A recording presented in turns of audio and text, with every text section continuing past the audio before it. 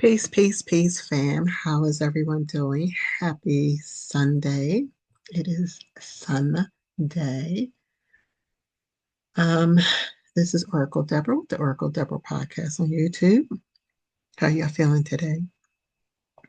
Did you have a great Saturday? It turned out to be warmer than I expected. Definitely warmer than Friday. We had a little snow coming down Friday and then it just rained. It was quite the day of elements, but I'm suspecting New York needed that pretty badly with all the fires. So I'm happy we got all that rain. I haven't had an update yet on those fires, but I'm guessing it did a lot of good. So again, happy Sunday. Thank you for stopping by. Please like, share, and subscribe. Another thing I wanted to add to this is, I never hear YouTubers say this, but I'm a little um, particular about this because I see appropriation happening so much. And um, so, yeah, so all my material is copywritten. So if you're going to use it, I'm going to expect you to give me credit for it. Yeah, it seems like anal, and I am quite a bit anal retentive. It was a aspect of myself that worked well for me when I worked in law firms. And I worked in law firms for 25 years. So, yeah. Um, so just be mindful and I think the reason I thought of this is because I'm putting out these videos. I'm assuming not many people are, well, I know for a fact not many people are watching them, but I did go through my analytics today and saw that one person was definitely shout out to what's her name? The little artist or the little whatever. Anyway, I appreciate you commenting and you know going through these videos. I know they're long. This was actually going to be short because I actually listened to my last video in full as I was uploading it. But as the days go along and um, more information is coming out and more people are going through their process of grief for this election, um, I'm hearing similar phrases I'm using in my videos. So it does make me wonder, you know, if I'm just putting it out there, if it's just that powerful and people are catching on through that spiritual way, or um, the one or two, views or the few views that I'm getting, they're getting back. So let's just put a copyright thing on this baby so that we can maximize our monetization. You feel me?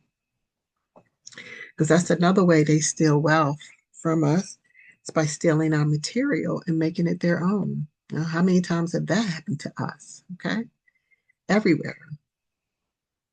So, I guess a brief message or a brief message that's coming out of this is value every single thing that you put out there, everything, um, because where you don't see the value, someone else does. You feel me? So yeah, copyright this stuff. Get your trademarks. It's worth the money. It's worth the time. It's worth the effort. Um, and some people have mastered that down to the T. So yeah, you do that. Definitely trademark your intellectual property. It's our intellectual property. So as I said, I'm going to keep this short because I've been sitting here for a while and I need to freshen up um, and head out, um, get out into the air. I do need to tackle some in-house things today, but Sundays are usually my lazy day. So we'll see. But I do want to stay on point with my six house matters because that's really important. And this whole thing is birthed out of me coming out of me surviving, surviving Pluto and Capricorn. As my favorite, one of my favorite comedians would say, he's always saying surviving P. Diddy, or surviving Steve Harvey's mustache. I can't think of his name. Oh my gosh. He's out of Baltimore. Anyway, I love this dude. Anyway, I'm the surviving Pluto in Capricorn and thriving in Pluto in Aquarius. Um, yeah, so let's get to it. Like I said, there are podcasters and pundits and, you know, seemingly, unexpectedly, surprisingly, um, mentioning things that I've been mentioning in my videos um, over the past couple of weeks. And I mentioned in my last video that this election was a judgment of sorts, um, a point of no return of sorts. Thank God, I feel like, thank God, not I feel, I am on this side of righteousness, not to be righteous, quote unquote, but just on the side of righteousness. Um, and of course, they're pushing back and they're doing the um, propaganda pieces, visual pieces, verbal pieces, written pieces. I'm telling you, the propaganda is off the chain right now. But just as quickly as they roll out this propaganda, is as quickly as it is debunked. And they're eating more crow. So, yeah, we're kind of sitting back saying, and like I said, they're the grassroots media is just on top of all of this. Um, they're putting, they're doing their research and they are commenting and pushing back and standing on their square. And it's frustrating these folks. But when people are so frustrated in their stupidity, they get dangerous. At some point, they become violent and dangerous. And as a matter of fact, I think there was a story recently in the past few days where a woman got very violent um, with, I don't know, someone or some people or whatever you know, over the red MAGA movement. I think that's what I'm going to call it, the MAGA movement, because that's exactly what it's turned out to be. Um,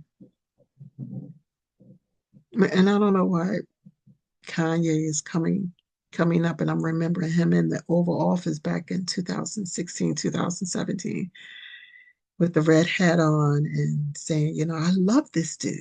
You know what I'm saying? So, as usual, Kanye was a step or two or three ahead of us in what he saw in the ethers.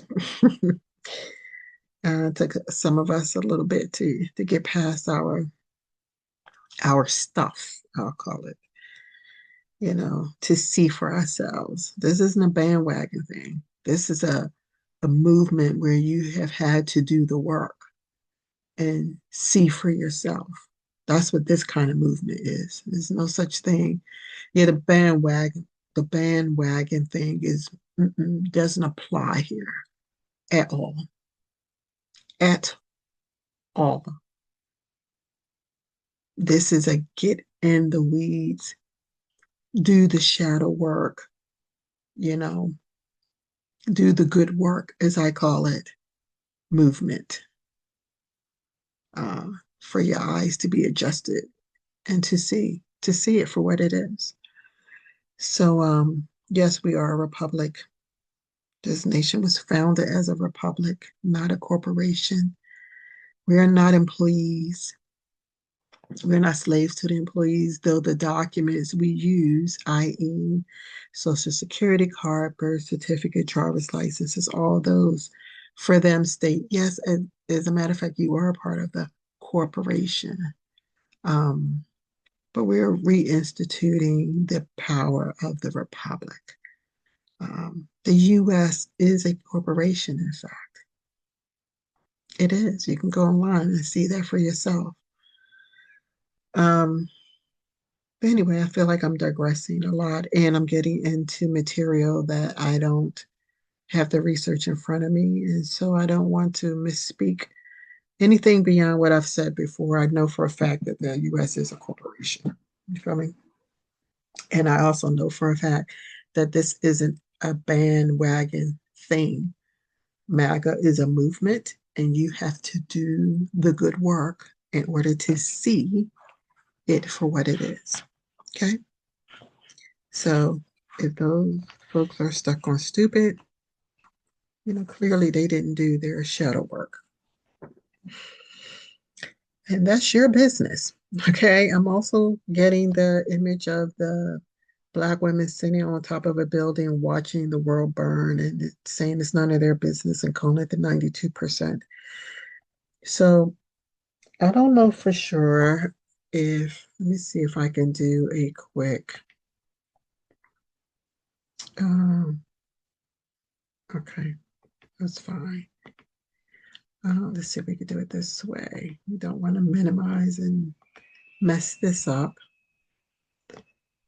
So what is the percentage?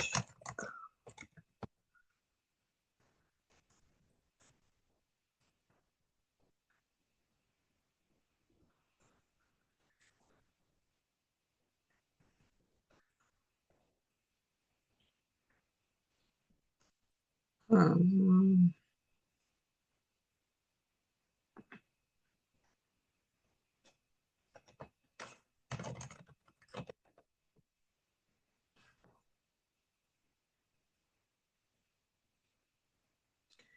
no, I don't want to say who voted for Harris. I want to say who voted, period, voted in 2024.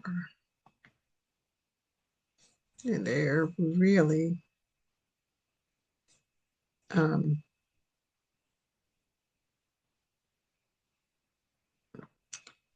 yeah, they're not giving me like a definitive answer. They're sending me to particular research sites, which I don't give a lot of credence to all these research sites because they skew the numbers.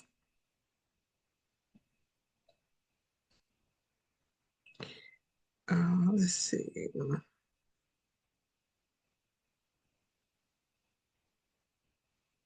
So 14% approximately, I'll say, comprise of U.S. eligible voters. So I don't know if that's not really telling me.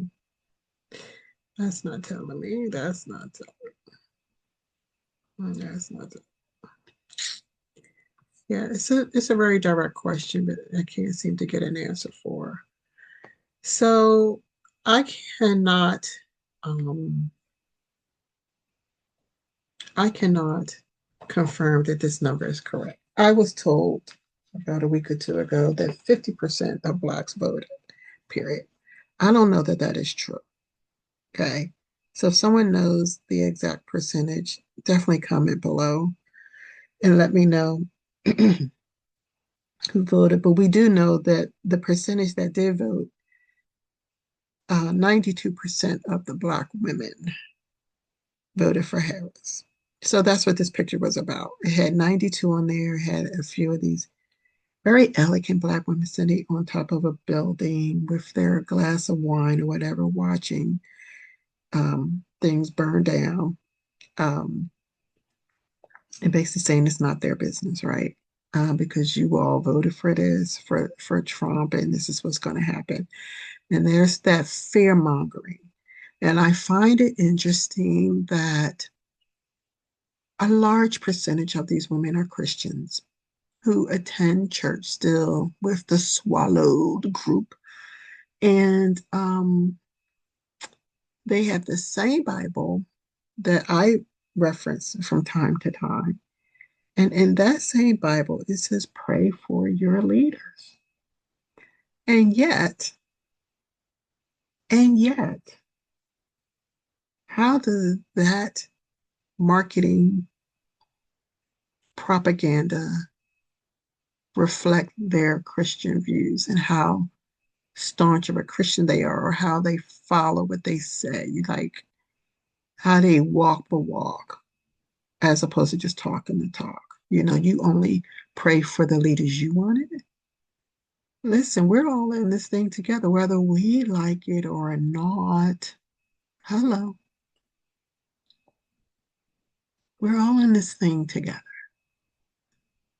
So I just find this propaganda to be, on one hand, hilarious, on another hand, ridiculous, on another hand, sickening, right? Um, not all Black women are stuck on stupid, but about 50% of us are. About 50% of us are stuck on stupid. And I'm just keeping it real. Okay. And I'm not being cruel. I'm bringing love into the situation. I think we're pretty much, I think that's pretty much accurate. About 50% of us really are stuck on stupid. And I'm not saying that there's not the occasional, we have a moment of psychosis and we get stuck on stupid and we come out of it, event type things. And I'm not talking about that. I'm saying 50% of us are pretty much stuck on stupid. Um, yeah. And, I have had to come, um, listen, I'm not going to backpedal on that. All I'm saying is, for me to say that with the conviction that I'm saying, and I know I'm going to get a lot of hoopla from Black women on this one, but if it doesn't apply, my dears, let it fly. This doesn't apply to you, let it fly. Okay. But if it's a trigger for you, because as certain things were for me, we're getting pummeled constantly, or we were getting pummeled constantly. And it was just one, this statement might just be one other thing. It was like, listen, come on now. I get that too. I get it. But some of y'all know that I'm right. Some of y'all know not that I'm right, but that it's true. And 50% of us are stuck on stupid, give or take. Okay. And it's not for the rest of us to say, okay, now we gotta hunker down and be perfect. And no, you do you. You be as human as you are. You understand who you are. I understand who I am. And there's no pressure for you to that's one of the things that got us in the situation we're in now. Under this pressure, we got to do this so that the white man and the white woman doesn't think this and that about us. Forget them. Forget them. Are you kidding me? Who are they? If history serves me correctly, we brought them out the caves and socialized them. Hello? I mean, really? Yeah, this is part of the programming um, that mucked with our minds. No, never do anything because you don't want to represent some dysfunction from some other percentage of the group. Nope, nope, nope.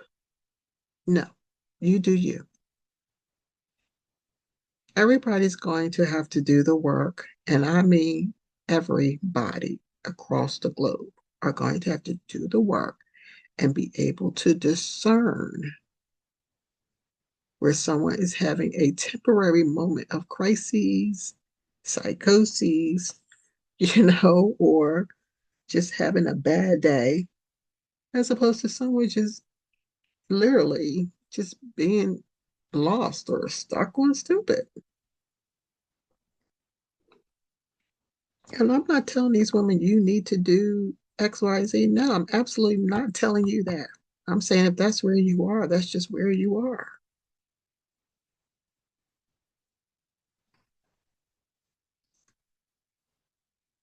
But I know every time I see a interview program with, oh Lord, forgive me, three very elder women who spent their lives, you know, getting a seat at the table and basically separating themselves from the masses. Generally, there's nothing wrong with that, except for the fact that you were throwing 50% of your own people under the bus, you know, so that you could stay put at the table. And there was such a lack of creativity there because there is a way to create your own table, as the grassroots media are showing us. They're demonstrating this in real time, and they are winning. They're winning.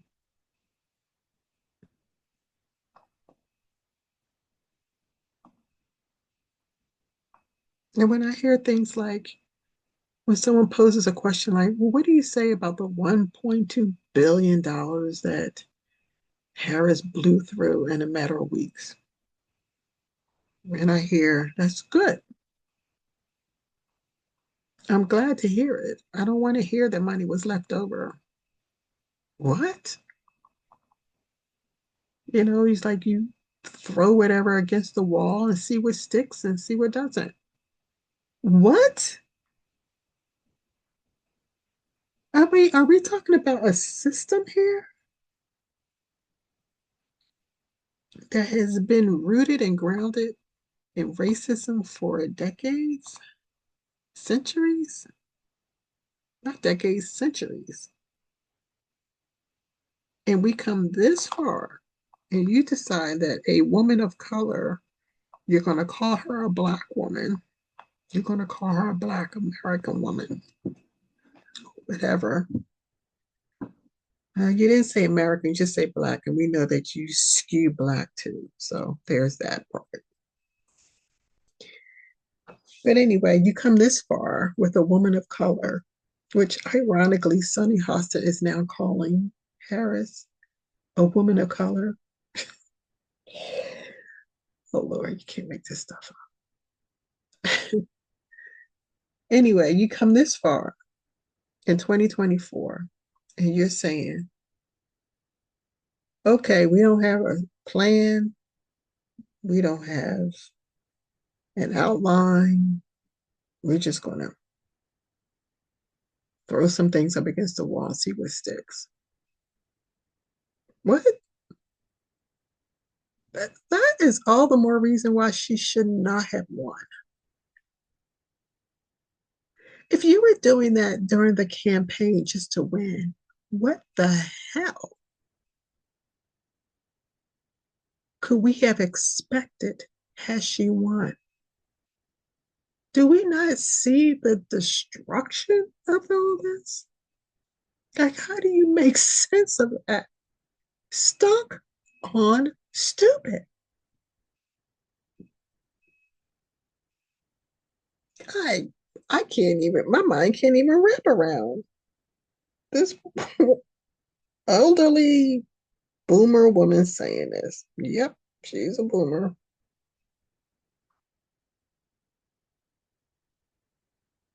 Yeah. Well, like I said, this is a movement where you have to see. Yeah.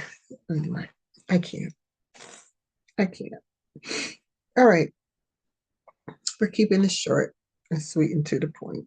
So the point is, uh, I can see that what I'm saying is getting out there.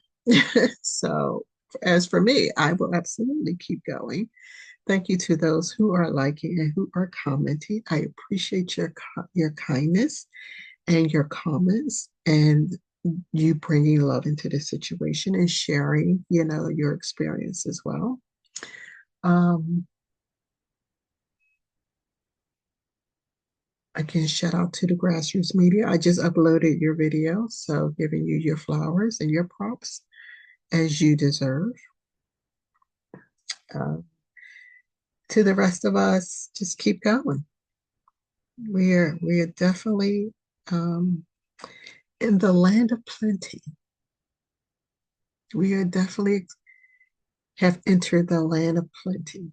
That's what I'll say for us. And this isn't fantasy stuff. This isn't fantasy stuff. This is the real deal. You know. Um, oh, the last point I was bringing up, which I was about to share on the astrology side, is I listened to, and I may have mentioned this before, but I listened to an astrologer give her interpretation, of us coming out of Pluto and Capricorn, and she stated Pluto doesn't like Capricorn.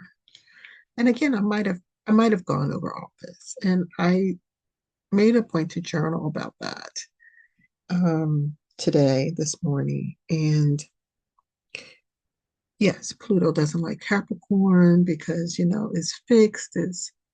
Capricorn is a cardinal sign, but it is the goat. It is stubborn. It's going up a mountain. It's focused. It needs stability. Pluto wants to come in and disrupt all that. But I found it a little more in depth.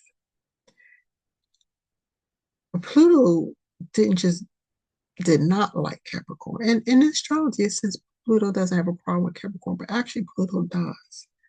Pluto hates Capricorn. And it became more like a power struggle, you know. It was a war going on with that transit because Pluto, of course, represents death, right? And Capricorn represents the devil card. So Pluto represents the death card, i.e., Scorpio, and Capricorn represents the devil card. The devil, when have you ever known the devil wanting to lay down and die? Like never, right? The devil is in it for the long haul, forever. And Pluto, this is my interpretation, like it or not, this is what I see. This is what I experienced. Okay, because I would say what I experienced, a lot of it didn't make sense. Okay. I can understand a transit happening in Pluto, whatever sign it's in, and it affecting certain people in a certain way. But it felt more like I need you to die, period.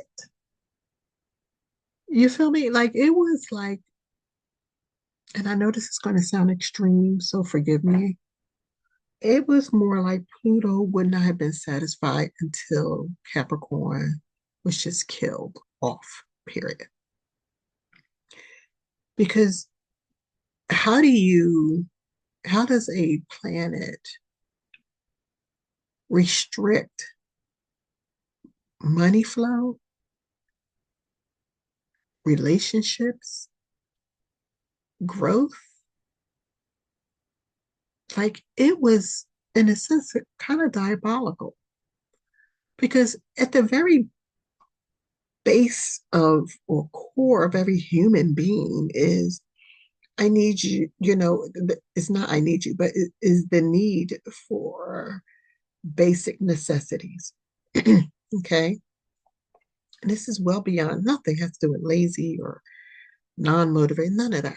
Like this is hardcore. We're going hard. We're going for the goal kind of thing. How do you not reward that?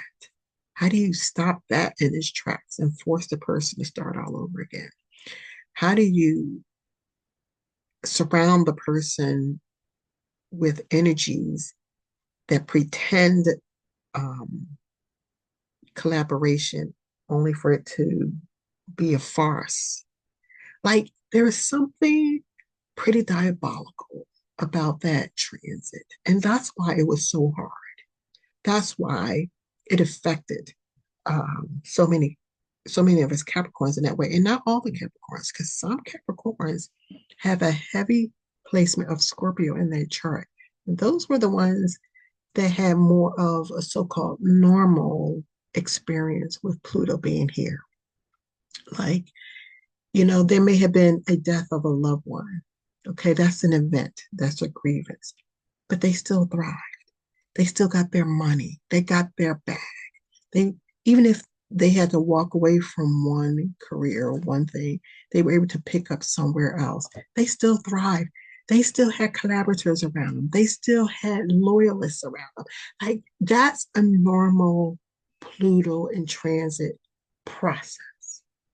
This thing with Pluto and certain Capricorns, i.e., the early degree Capricorns, like with 0 degree Capricorns, or those born in that first decan, first few days of Capricorn, any Capricorn that did not have heavy Scorpio placements were affected in this very diabolical way.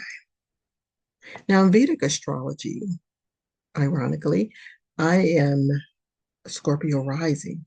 So even Scorpio risings really are considered the more purest form of that sign, just as 0 degree Capricorn is considered the more purest degree or the purest form of that sign. So even if you had a Scorpio rising placement, this Pluto and Capricorn transit also affected you in a more diabolical way, unless you had other things going on, right? Like I said, more heavier placements or whatever. But that's what I noticed. Because, astrology is very heavily personal. You just can't have two people with the same sign, even in the same degree. There's too many other variables that go into place. But I did see this, and I saw that Pluto, there was a portion of this Pluto transit that absolutely hated, abhorred Capricorn. And tis why there was this, and the second house, by the way, so Pluto and Capricorn, of course, affected the first house, but it also transited, depending on your chart, could have transited the second house. And so your second house deals with your self-worth. So how do you so we get, our self-worth may have needed an overhaul, right? A death and rebirth. But there was more like a destruction. And yes, that is Pluto. Maybe this was some of us experienced Pluto at its most lower, the lowest of its vibration. I'll put it that way. And that's the part of Pluto where it's total destruction. Let's kill it off, you know. Um, and literally to the last minute, to the last hour, minute, and second of Pluto being in this sign, Pluto was willing to, you know, sprain your ankle, cause a fall, excuse me, cause an accident, cause some medical issues. Like it just did not let up at all. So, yeah, this was why there's such a celebration because some of us literally experienced the lowest of the lowest vibration of Pluto, and that for for that vibration, it meant you need to die. Period. And I know this seems intense, but that's what this placement was like. It was very intense, you know. And yes, I'm stubborn. And yes, most Capricorns are. We're the goat, right? But there was there was a certain, this low vibration of Pluto that affected us. Those of us who can relate to this. And I know I'm not in the boat alone. We never are. I know we felt like, come on now. Like, it's not like I'm laying around not trying to work or not trying to get along or not trying to do better. Like, it was just diabolical. Like, it was weird because it was like, okay, this thing's not working. I'm going to go get certified in this thing. And this weird thing happened with me where I'm in this class to get this certification. It was over a 5 week period of time. And I end up the star student in this certification class. And when have I ever been a star student? Can I be up there with the rest of the intellectuals? Yes, but I was never known as the star student. I've had star moments, but never the star student.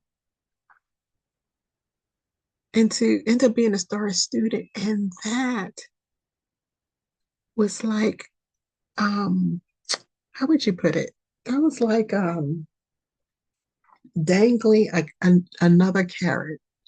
Like, listen, if I did this well, and I came out on top on this thing and went out on my first try and passed this state's certification test, oh, we're gonna rock and roll in this thing. And it was anything but. You just made me a star student. Well, how does that help me make money? You feel me? Like, Pluto was not allowing us to make big money at all. And in the last weeks of Pluto and Capricorn, I was like, nothing is working the way that I would have liked it and not on my level. So I'm going to have to humble myself and do DoorDash and get some cash flow in here. Because because action, how do I put it? Yeah, action creates more action. You know what I'm saying? So I had to get in a brand new big old truck and DoorDash my way around. And turns out I liked it actually. It was kind of soothing to just, I like being on the road of sorts. So I just said, whatever I'm going to do, I'm just going to enjoy it. And that was how I opposed Pluto at the very end of this 16-year cycle. That was how I basically punched Pluto in the face. I said, whatever I do, I must enjoy it. And I will enjoy it. I have to enjoy it, otherwise I won't do it. And maybe that was Pluto's lesson to me. I don't know. But that's what stops Pluto in his tracks of sorts. As I said, whatever I do, enjoy it. That's what I said to myself. And that's what I did. So maybe that's a message for somebody out there. Whatever you do, make sure you enjoy it. Make sure you are cheerful in doing it. If you're going to give, be a cheerful giver. Uh, again, just whatever it is, just make sure you enjoy it. I see a DoorDash coming to my door right now for my son, probably. So, which means that there's work to be done out there. So, it means I need to get up and get going. Um, Hold on, folks, for a second. Okay, I don't have to do anything. Um, so yeah, make sure you enjoy it. And consequently, I'm preparing to hand out business cards. I found the benefit of just being on the road. Proprietors are getting used to seeing my face. And so that is a plug for me. for when I'm ready to, make my move. So that's always a plus.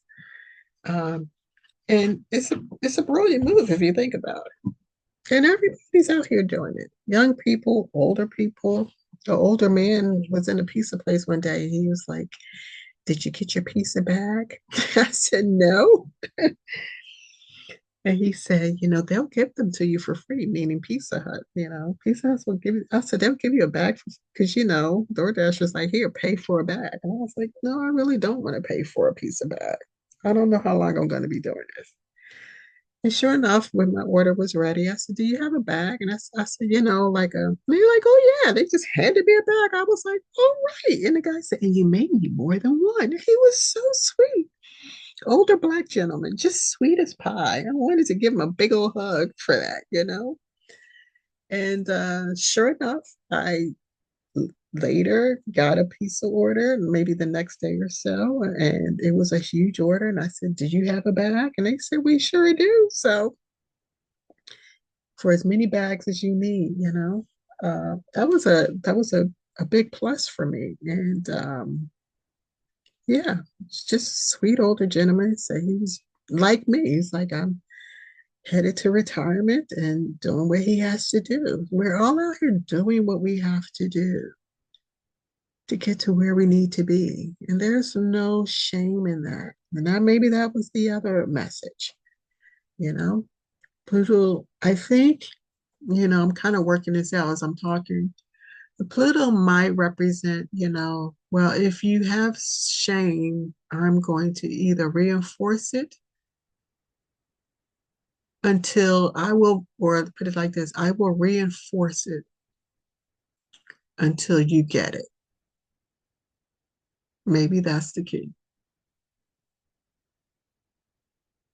Pluto, there's always the same interpretation. Pluto comes in and undoes and disrupts, and dismantles things,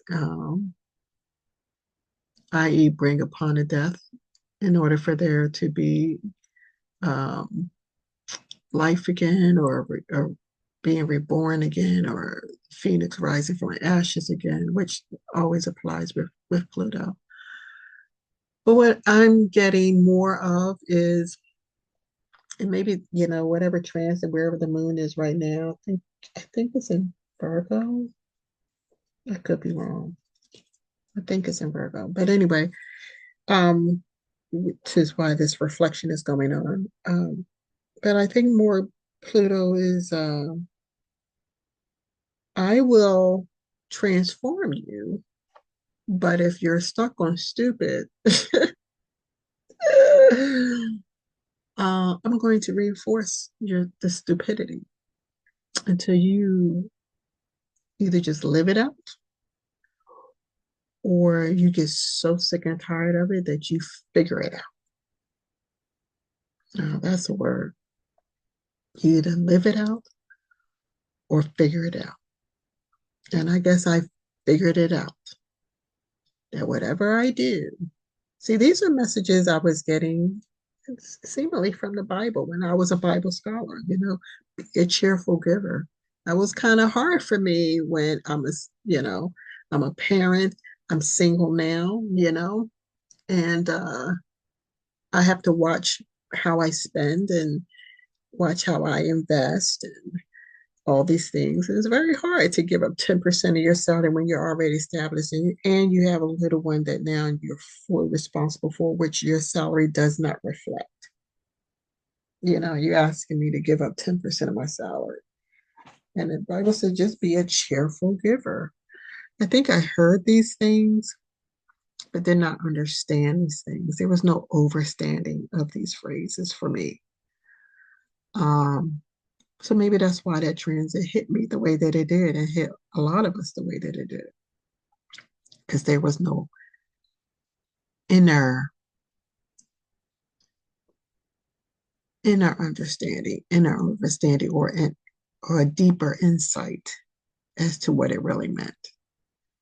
But some of us, like I said, it depended on our upbringing, it depended on our training, it depended on our experiences. You know, all that can be affected. And our minds as children, when we are children, we process these things the best we can. We don't process it well because we cannot. We do what we can. So that's where, grace and mercy and all that comes into play. Thank God. Thank goodness. Thank the universe for that. But yeah, this Pluto and Capricorn transit was quite diabolical for some of us. And I guess my understanding now is that it's because, there was such a steep programming, conditioning um, that had to be uprooted. But Pluto is diabolical. Honestly, I'm gonna add this to the uh, shoot, I'm losing my train of thought now. I will add this to the how would I put it?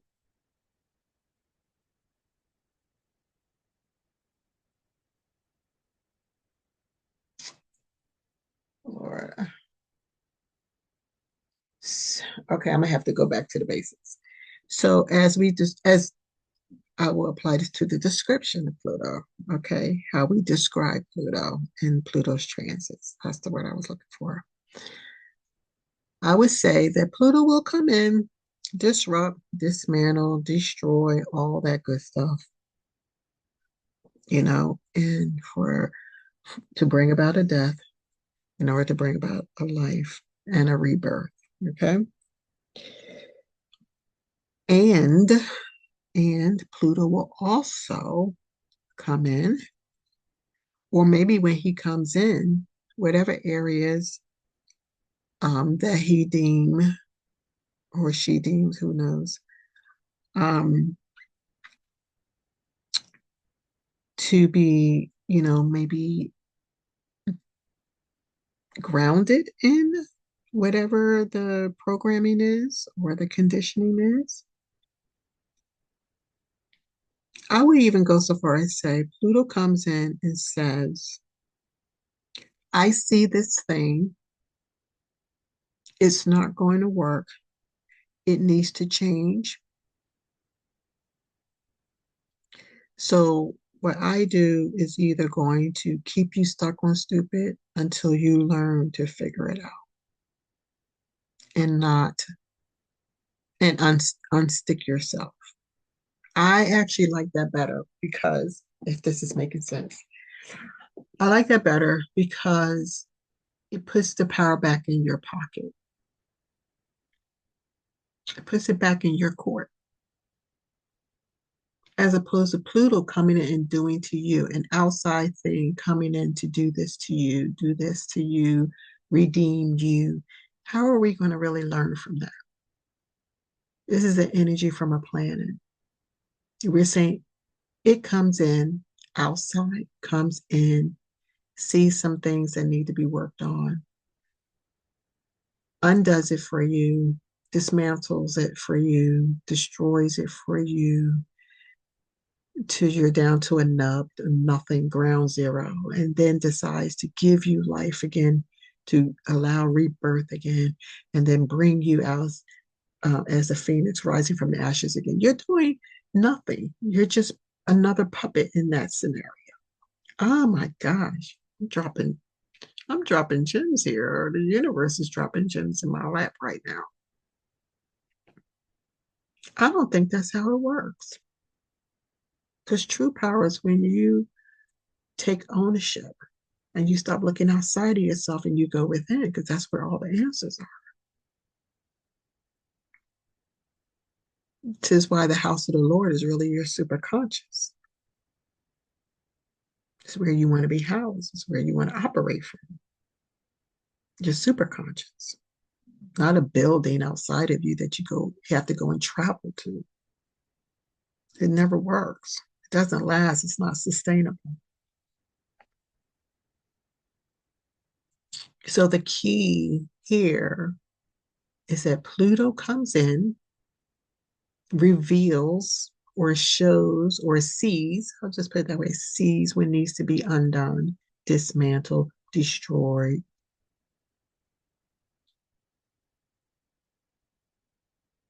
and does it. So that's Pluto's job. That's what Pluto does. Comes in, does that, and will bear down on you, on us collectively, personally and collectively, and highlights these things, or not just highlight it, goes in to destroy it, and will continue to destroy it and won't let up until I, change our perspective on it and do things differently ourselves so that we bring about the new life and the rebirth and become the phoenix rising from the ashes. Ah, that's it. That's it.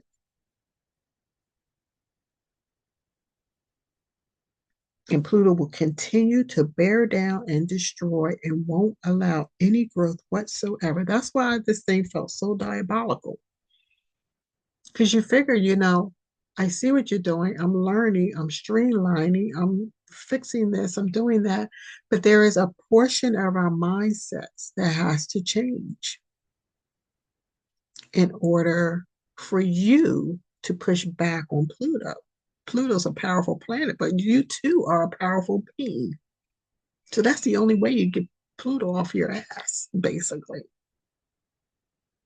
is when you figure out, when I had to figure what I needed to do, what I needed to commit to, what I said I'm going to do to bring about my own peace, to put Pluto in check and get him off your tail. And for me, it was whatever I do, I'm going to do it cheerfully, i.e., I had to knock out complaining altogether, completely.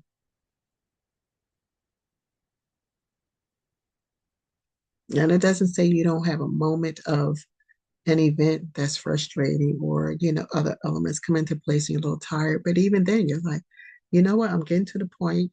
I'm not enjoying this anymore today. I'm calling it quits. Because whatever I engage in, I must enjoy. That was me. That was my big lesson. And you might say, I don't even know why you would be doing anything you don't enjoy anyway. Well, tell that to 500,000 of the Americans, half of the Americans out here who are in jobs that we don't like or enjoy, but we're having to do it for whatever reason. Listen,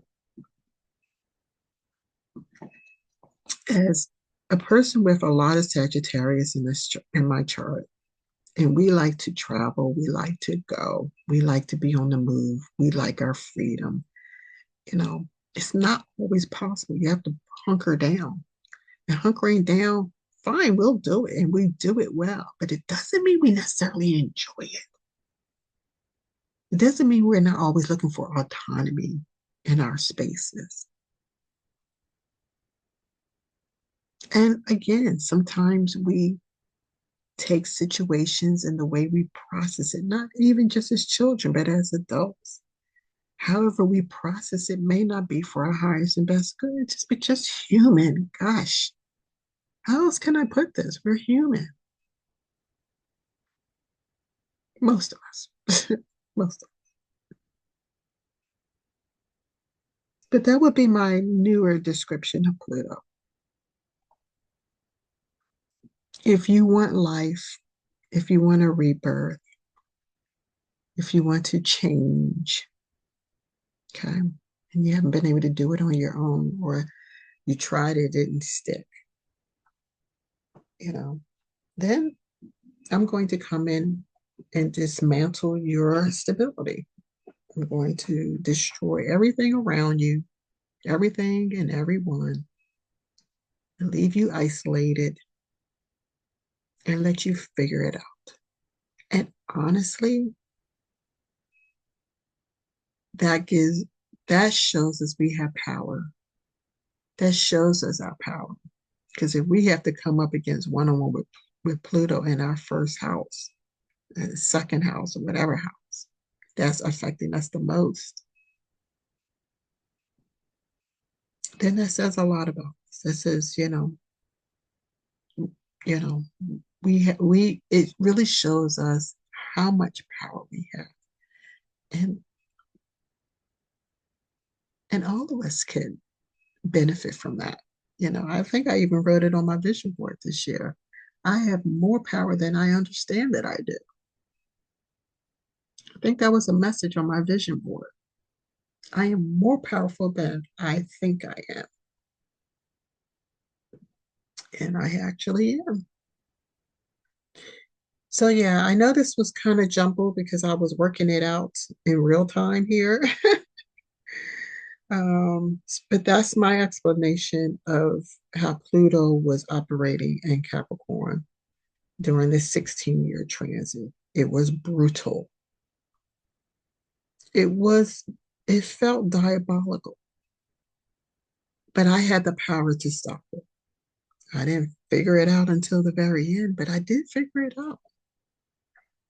I did figure it out. And I accepted the fact that I had to humble myself and go do some work that I thought I would never have to do, especially at my age. Okay, I'm a Gen Xer. If I'm going to go out there and do DoorDash, it'll be for play money to do vacations or something. But as a need, as part of my basic needs, yeah, that was humbling.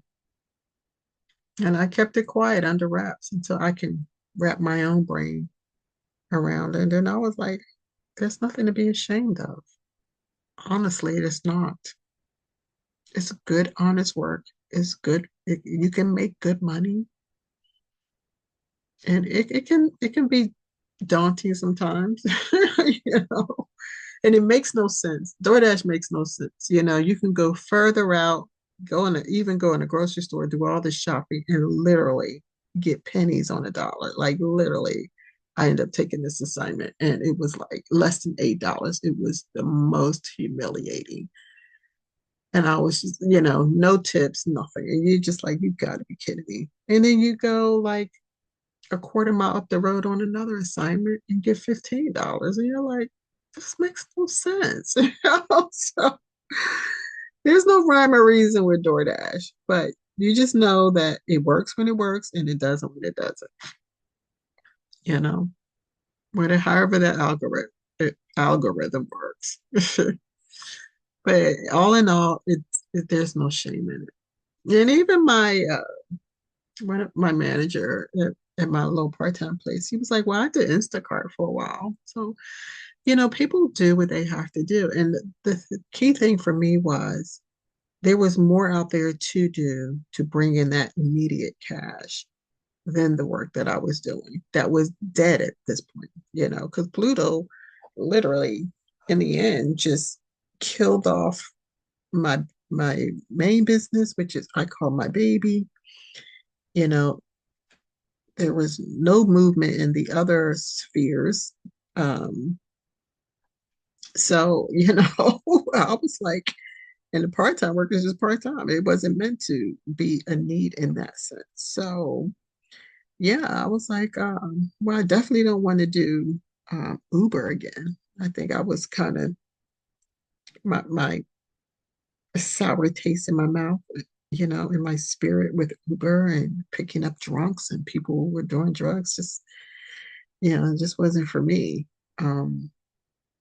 But delivering people their food, it's a little easier. You pick it up, you drop it off, say la vie, go on to the next thing. But there's no shame in that, you know. Anyone who shames you or tries to shame you, you need to think about who you're dealing with, right? Who are you dealing with that's going to shame you on that level? Are they bringing something to the table that's more viable for you? No? You know what my word would be on that. Like, hit the road, Jack. No, I wouldn't say that. It would be more like F off. That's more of me. Like, step off, go take a break. Go do something. Come back when you get rebalanced. Okay. But yeah, so that's Pluto. Pluto's going to come in, dismantle, destroy, disrupt, all of that. Um, and will bear down on that until you figure it out. And when you figure it out, that's like a TKO for Pluto. He backs the hell off. Oh, okay. He got it. She got it. Yeah. Well, I'm going to come back. Oh, that's okay. I figured it out. I'm going to double down. That's how you face Pluto. So, in the end, you face your own power. You get to use, recognize, and use your own power. So there is no giant, there is no Goliath. Only until there might be a Goliath or a giant or a mountain, stronghold, all of that that's in your way is only in your way because you haven't figured out your own secret sauce,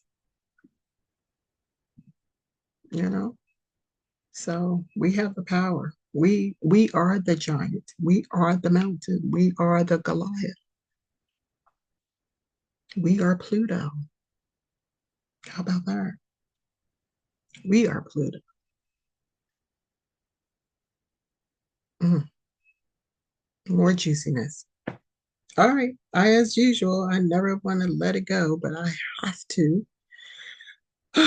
Peace and blessings to you all. I will figure out later what I'm going to call this because I started one way and ended another way. But this part about Pluto is what I really want to talk about. But definitely trademark your stuff. Don't worry about the propaganda that's put out there to try to, you know, scare you, fear monger you, all that. Don't even worry about any of that. Okay. Um, because the establishment is just doing what it needs to do to try and stay in power, and they know their time is up. All right. Um, yes. And for the 50%, give or take, of Black women who are stuck on stupid, listen, you're either going through your fate or you're going to have to figure it out. You feel me? But the energy is going to double down on your stupidity or on the stupidness you're in until you figure it out. Okay. And if you feel like, oh, it's not for me to figure out, this is who I am, fine. Then just do you. You feel me? But I do know 50% of Black women, give or take, are stuck on stupid right about now. And when I say Black women, I'm talking about foundational Black American women. I'm not dealing with the diaspora who are out here faking that they're Black and they're not. And they are undercutting us, FBAs. Okay. These are the tethers out there, being the pretenders, and all that stuff. I'm not even dealing with you. You deal with you. Okay. You got your own country that you need to deal with. Okay. They say that America keeps going over to your countries and dismantling your countries. Deal with them. You got so much mouth. You got so much fire. How is it that you can't deal with America coming over there and dismantling your country? Could it be that your own people are allowing it for money? Then deal with your leader. Deal with your leadership. Deal with your leaders. You can't do that either. So you come here and you try to exert your power over here. Fuck off. Ain't nobody listening to you. Go handle your leaders. Go handle your leadership. Deal with them and have them shore up your country. You feel me? That's what you need to do because it's still your country by your own words. So when I come around you and you say things like, you Americans and all this paperwork. Yes, I heard an African woman say this. Say it. She's not heard. I didn't hear it. She said this to me on several occasions while I am there helping her with her paperwork so that she can streamline her finances. And she's insulting me because she thinks she can. And while she's insulting me and she's boasting about being in America for over 30 years and I mean, she was just going at it. She just had an issue with a foundational Black America where this is my soil, where she is residing, has her citizenship now, thriving like you know what. But she had an issue with me as an indigenous woman coming in there to make money. I was actually working and help her streamline her finances, right? I was one of the catalysts that they used to do that. So as she continued to balk about the paperwork and boast, about how long she's been in America and da da da da da. And I got tired of her insults, and I said to her very calmly, "How long did you say you were in America?" And I mean, I've been here. And then she caught on. She had to cut herself. She had to, I made her check herself. And she stopped. I've been here. She stopped. She said, yeah, I've been here 35 years. I mean, this is just the things we say. She told her herself more, right? This is the stuff we say when we're around, when we're just hanging around. And this is just what my family, my people, we just talk about. We just say these. Yeah, yeah, I know. Without you saying it, I know you're saying cruddy stuff about us. But if you're going to sit here and be American and balk about how long you've been here, then the paperwork is not my paperwork. First of all, you are making it a point to displace Black Americans. And then you want to say to us personally, you Black Americans, or basically you Americans and all your paperwork, really the people you are lined up with, i.e., white folks, are the people who put this system in place. So it's their paperwork that we carry out because it's the law. So if you want to change it, you got people who are studying policy, right? So get them to change it. But I just found that interesting. So that's just a little side note of, yeah, I have a ton of those stories. I'm sure y'all don't want to hear, but yeah, I'm not talking about you folks that really don't consider yourselves Black until something happens to you negatively by a white person. No, you are Jamaican, you are African, you are this type of African you're this African from this particular country, because we know Africa is a continent.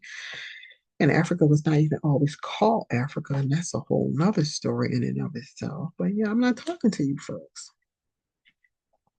But you do need to start owning your stuff and stop saying, "Oh, I'm Black," so that you can hide behind us FBAs, making us look bad. Maybe that's why it looks like it's 50% of us stuck on stupid, because you all out here cosplaying. Hello? I mean, I would think the first order of business is to stand your ground, stand on your culture, be proud of who you are. Don't be trying to cosplay. If you got it like that, you should be able to get it like that in truth.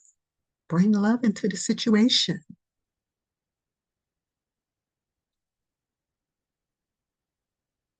Why would you do something dirty and say, and let the media say it's a black woman? I'm thinking about that. Man, I'm belaboring this thing. I don't mean to. I'm sorry, guys.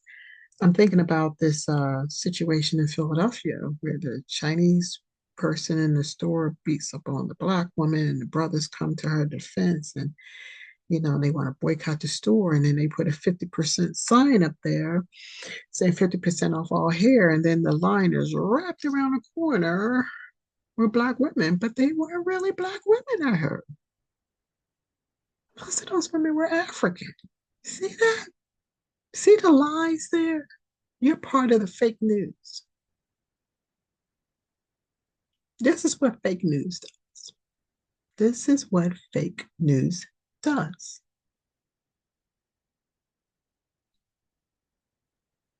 So stand on your square. Don't, the media, the Democrats wants to keep hiding. This is a black woman. This is no, no, no, no, no, no, no, no, no. We're not doing that. You don't do it with the men, I notice. You say, oh, this is a brother, and then you show his name and say, okay, this is an African brother based on his name. This guy is African. No, I take that back. Some of you brothers do that. You cosplay too. I take that back. I stand corrected because Tariq Nasheed is always on you guys about that. I take that back. All y'all do it across the board, male and female. That was a total faux pas on my end. All of y'all do it. But like I said, stand on your ground. Don't be doing your dirty work and making us look bad. Like it's us. Mm-mm. Nah, we not having it. So I'm just talking to the sisters, our American sisters. Stop listening to these cosplayers. I know a lot of y'all do.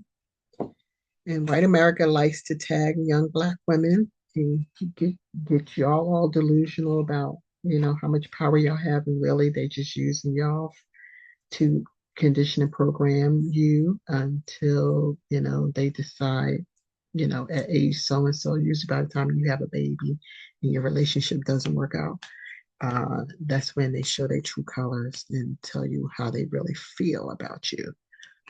I know because they did it to me. You feel me? So, yeah.